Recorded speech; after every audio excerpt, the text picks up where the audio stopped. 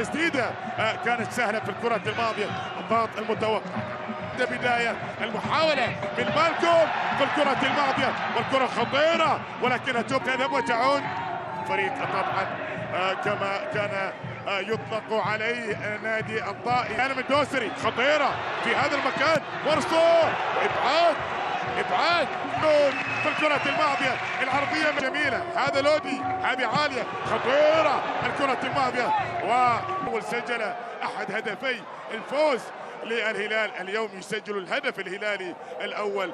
المباراة كانت صعبة على الكرة الماضية، لا زالت قائمة. سافيتش في لعب، محاولة من جانب سعود عبد الحميد، دائما يفكر في خذوها نيفس.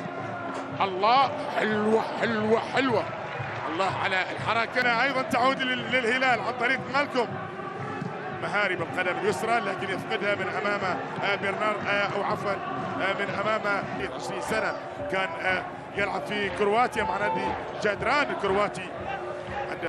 للخلف الان عن طريق المدافع روبرت باور. هذا الجوهاني، كرة جميلة تلعب للامام، محاولة مستمرة. صوت هلالي عالي، يحق لهم طبعا يفرحون، يحق لهم صوت كثير. بالفعل متروفيتش يسدد، الله ميشايل، مرور والتسديده. الكره الماضيه ولا زالت قائمه، وللهلال في هذه المحاوله كره تلعب الان وسقط ارضا في الكره الماضيه. هذه كره جميله وصلت الى مترو امامه، تبعد في الموسم القادم. كرة جميلة للأمام،